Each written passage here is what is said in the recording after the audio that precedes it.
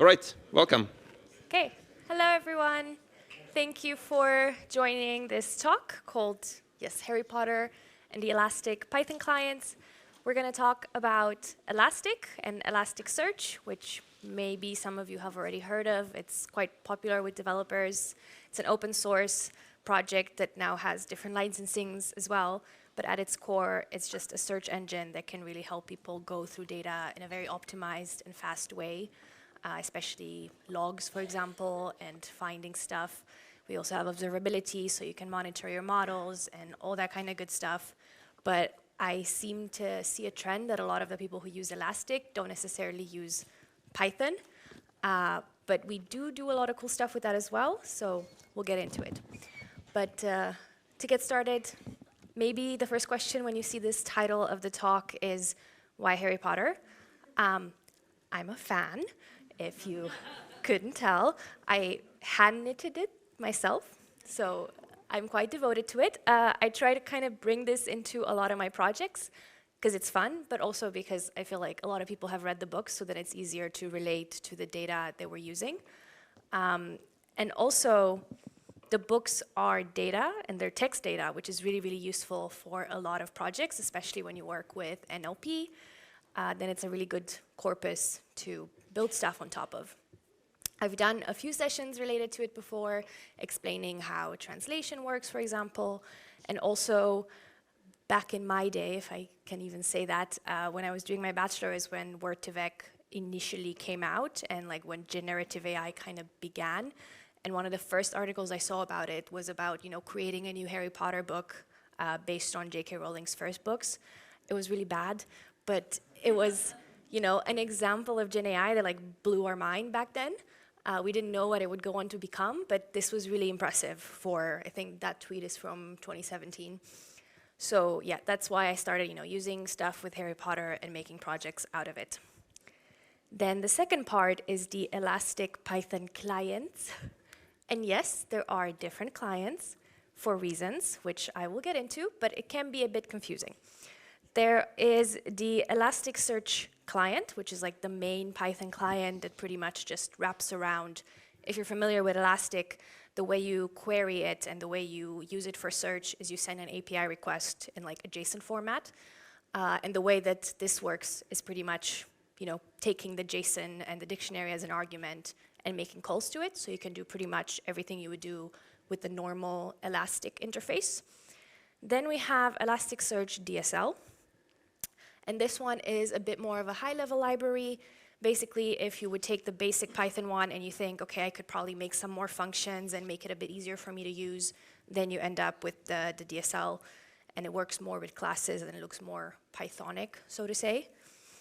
So this is an example of what the normal Python client looks like. Like I said, you just have your dictionary and you just send it as an argument. And this is what the DSL one looks like. So it's a bit more code rather than just taking a dictionary and putting it in. But I say they have different uses for different projects, and they have different documentations. They're in different parts of the of our website, so it can be a little difficult, I think.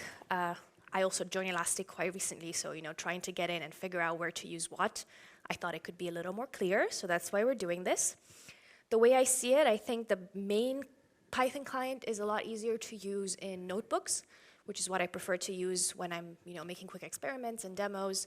But if you have a more production-ready project, the DSL might be nicer because you can make it look more robust and engineering-y, but up to you. And that's not the end. We also have Eland, our third Elastic client.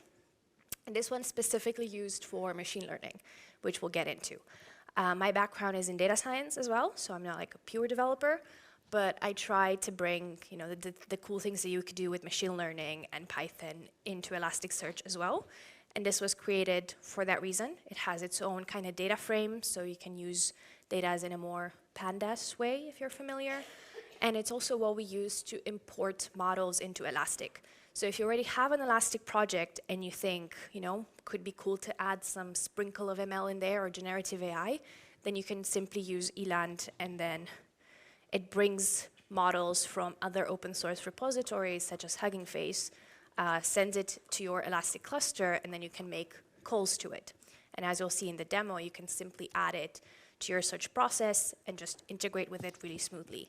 But then, yes, you do need this Python client specifically just to import those models pretty much. So then, yeah, to answer the question, why Harry Potter and why Python clients? Basically, I wanted to make a cool demo. It had to have Harry Potter in it. And I think it's worth explaining when you start to have so many different models. We kind of want to make it clear. So that's hopefully what I'm going to do now. And then, we add LLMs because it's cool and it's popular now and everyone wants to talk about it. But I will say, I worked on it before it was cool. Again, back in 2017 when I wrote my bachelor thesis. Back then we used to work a lot with topic detection, which has kind of fallen out of favor recently, I feel like LDA algorithms and figuring out how to track topics through time. But now it's become a bit more focused on generating new language. So how does this look? We're going to start on the Elastic interface. For those who are not familiar, yeah, this is Elastic. I work with the cloud version. You can also install it locally if you prefer to do that, but this is just easier. And basically, I have data that I've put in there, and I have two different data sets of Harry Potter stuff. One of them is the Harry Potter characters. So I'll zoom in a bit for you guys. You can see that we have one document for each person in the books, and they have a lot of characteristics. You can also see them on the left over there. And classic Elastic behavior is just to search through that. So say I want to say the house is Slytherin. Then it will just filter on that and find those results for you. And of course, you can say, you can keep adding different attributes. Say the hair color is blonde. I wonder who that's going to be. Oh, no one. Apparently, Draco is not in there. Bold? Who's bold? There's two bold people who are Professor of Potions. That's interesting. Horace apparently was bold in the books, and Tom Riddle. But yeah, anyway, you can do a lot of searches in Elastic just using this interface, but how most developers interact with it is using code. And we have this dev tool over here that also allows you to create those JSONs I was talking about earlier, and then basically search through your entire index. So yeah, if I have this thing, I can run it, and we get back the results. They look a bit ugly, if I can say that, because you have to sort through it, and you kind of see you have 38 results, and for each result, you get one of these chunks of information, which works. But normally, when you make an application that includes search, you would want to process this a little bit better, and that's where the Python client comes in. At least it was natural for myself using Python to say, okay, I could probably get inside this dictionary and just get out the information I need and format it a little prettier. So we can do that in a notebook. Basically, what you need to do is you need to connect to the Elasticsearch client. All it takes is one function. And then this query that we just ran in the dev interface, we can instead run it from here. And again, we get this really big JSON, but because we're in Python, we can now actually process it a little bit better and just get the names of the people that came up in the results. So that's how you can interact with Elastic in a simpler way. And then, of course, you can start creating more complex queries like this one, where you add different types of query types. So you can multi-match, look at things in different fields, look for ranges, and etc. And then the results get smaller and smaller. Then you can get new data to make it a bit more interesting. So what we do then is I found a data set of the first 3 Harry Potter movies subtitles. So basically it's all the lines that have been said, and that is similar to the books, and that's what we're using. So we're creating the index for that. We can do this fully from code, so we don't have to do it in Elastic anymore. You put the documents in there, and then in the end, you're able to do searches on these lines. So you can see this is how the first movie begins, for example. Maybe you recognize it. And then you can do different searches, like, not now. Ooh.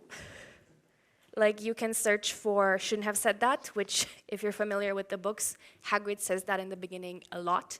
So it comes up a lot.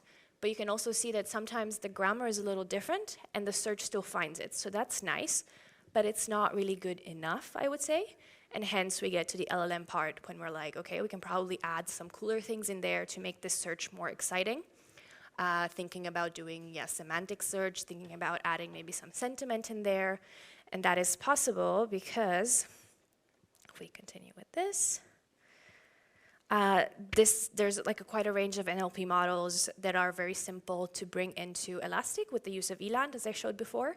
So all of these are open source from Hugging Face, and there's a lot of different types. But what I'll do today is do a classification model, which does sentiment, and do 2 different types of embeddings, which are like, the way Word2Vec used to work. So let's do sentiment analysis. We just have to basically import Eland now. I already have the model imported. So as you saw maybe in the slide before, you just have to run a Docker container and you can directly pull it in. And then this installs it on your Elastic cluster. So now, for example, we have this post format, just so you see how it works directly in the dev console. Once I have a model, I can run an inference call to it. So I can see the sentence, oh, that movie was awesome, is positive. I can say, this conference is nice. Positive, yay. Well, some of them are very obvious, but it gets less and less obvious. But also nice that the response time is still quite quick because Elastic is quite optimized for search. So then when you add these things in there, it just makes it a lot smoother of an experience. But we can do a lot of interesting stuff with that. So I think what I did here is we have this model and I want to apply it to my entire index. I can do this one by one, or I can create an ingest pipeline like you have here. That basically means, go through all of my documents and just apply this model to it and then add the result as an extra feature. So then it just becomes one extra field that I deal with. So when I was looking for, the house or the hair color, I can also look for positive or negative sentences. So you probably know where this is going. I'm going to search for the most positive and the most negative sentences in the first 3 books. And I have them over here, so they're easier to read. These are some of the very negative things that came up, and I think we can agree that they are indeed negative. And then we have some of the most positive things, which are, ridiculously positive. So if you search through it, you can come up with interesting stuff like that. Anyone want to test out a sentence, by the way, to see how it works? If you don't believe me that it's live. Okay, let's see. It's not as bad as I thought. Run. Positive. It's not bad. Ooh. It's not bad, right? Wait, this is a test of my typing skills, really. Positive. It's okay. Positive. Let's try to get something negative, maybe. It sucks. Negative. So it's pretty confident on these, I have to say. We're hoping for more in between.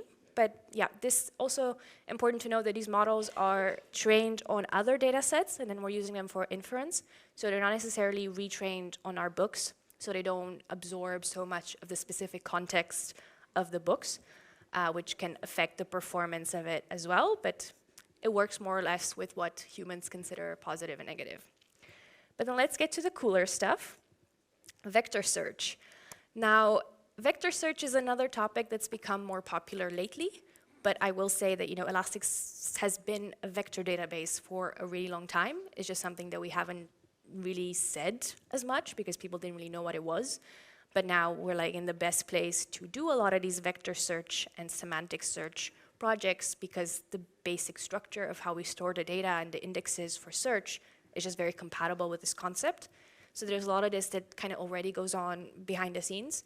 But by specifically adding these kind of embeddings, we can make it even more interesting.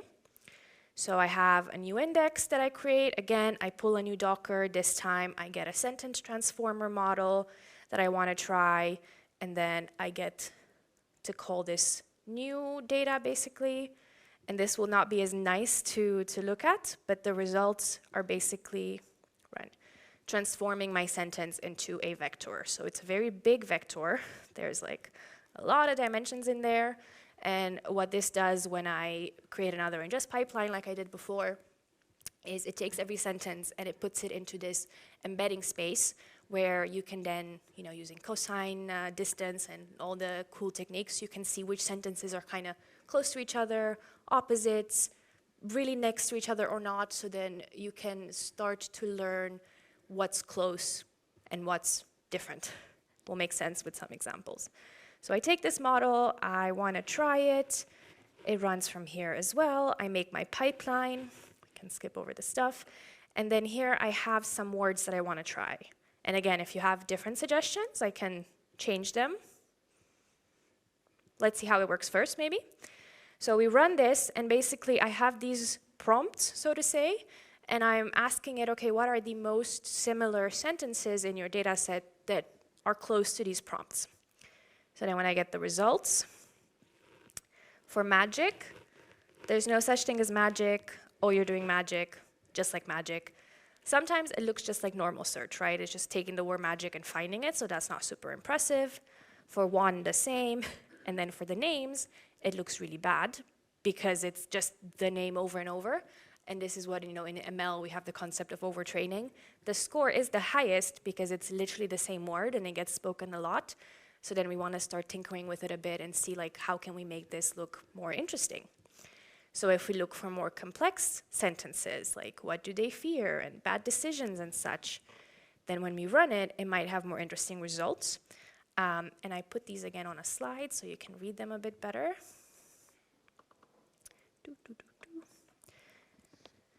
Yeah, so when you look for who do they fear, we have the word fear come up, but we also have angry or scared, and we also have danger. So these are things that would not have come up in a normal search, but rather they come up here because the semantic embedding really brings the synonym and associations into your search as well. If you look for smartest, you'll see the smart doesn't actually come up at all. We have clever and brilliant and idiot and stupid. So again, we see that smart is close to idiot because they're related and it makes sense for us, but like technically they're kind of opposites, so maybe they should not be next to each other. But if only there was a way that we could combine the two demos that I just showed you to see if you also add sentiment to it, if it gives more interesting results. So yeah, that's the architecture. What I did is I have the query and I started with the same example that I just showed you. I look for brave, and these are the top results that come up when I search for brave. Again, the word brave, courage, bravery, all that Gryffindor-y stuff. But then when I say, okay, also add the sentiment to be negative. And again, because we're in Elasticsearch and we're using the Elasticsearch logic, we're then able to just add these LLM models as part of our search in kind of the same way. So all of a sudden, instead of bravery, it becomes risk and fear and coward and fear and fear. So yeah, a lot of fear. As we saw earlier with, the Harry Potter, just bringing up Harry Potter, that's not as nice. But luckily, again, we can just make our query even longer and keep filtering on it. So I can say, take these results, but also remove the word fear. So then it becomes even more interesting or different for me to look at. So now it becomes risk and coward, mean, afraid. We still have fears in there because the way that we use the do not is one of the classic Elasticsearch queries, so it doesn't really lend itself to the grammar differences and such, so we could probably also make that into more of a semantic exclude rather than a classic one. But yeah, possibilities are endless with how many things you can layer on top of each other here and add. Different kind of models, different kind of search layers and so forth. But yeah, this would be a really easy way if you want to add some of this AI magic into a project that you might already have, into an application that you might already have, to search on your website, search through logs. If you have customer reviews coming in, you can sort them by the most positive. You can put them into different categories based on the subject that they come in without needing to, have people mention those exact words. Yeah, hopefully you can relate this to something more useful than the Harry Potter books, but it's just an example of it. So yeah, what we've done is we've leveraged the power of having a vector database to begin with, which makes search really easy. Then we've added ML to it, like sentiment analysis. You can also probably add, not probably, you can also add some classic ML models, like do regressions or classifications or stuff like that. But then adding semantic elements makes it even cooler. And in the demo, I used two types of embeddings I mentioned at some point. One was just a embedding model that I took from Hugging Face, so the same as when I was using the sentiment analysis. But Elastic also have this thing called ELSER, just to introduce a new name, which is their own semantic search model that comes, kind of out of the box, and it's more integrated with the way that the search runs, which is part of a ML node subscription thing. And it's GA since the last release, so that's new and exciting. But yeah, different ways you can combine these, do cool stuff, make search really interesting, and always talk about Harry Potter. And yeah, summary slide, in case anyone wanted a picture of, these are all the different Python models and stuff. I'll pause for the pictures. Cool. And yeah, thank you guys.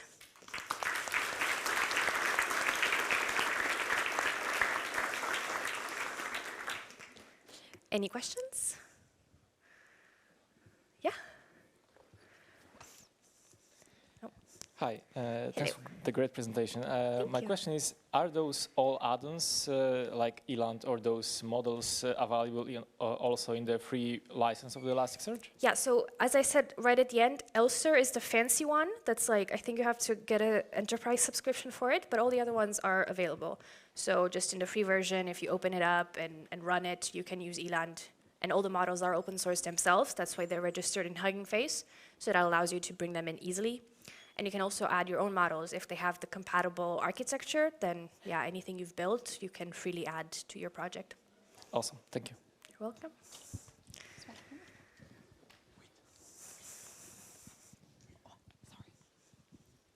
So great presentation and really good overview of all things NLP and ML. Yeah. On sentiment analysis, have you tried like putting in Expelliarmus or one of the spells? Like I said, it's not really trained on the data set, so I would expect that it doesn't perform very well. I would expect it come kind of in the middle, but it's very strongly negative. It has a strong opinion on that. That's very cool. Thank you. There you go. You're welcome.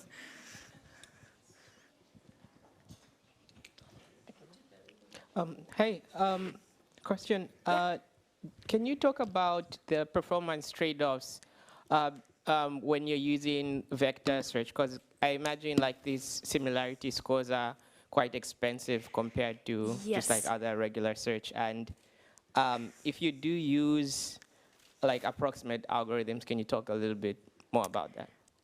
I can tell you that there is a table that explains this, if I can find it as I'm speaking, where they compare, for example, the ELSER performance with some of the other like big models like OpenAI and stuff. And they do evaluate it on like some data sets somewhere on this page. Of course, I'm not going to find it now.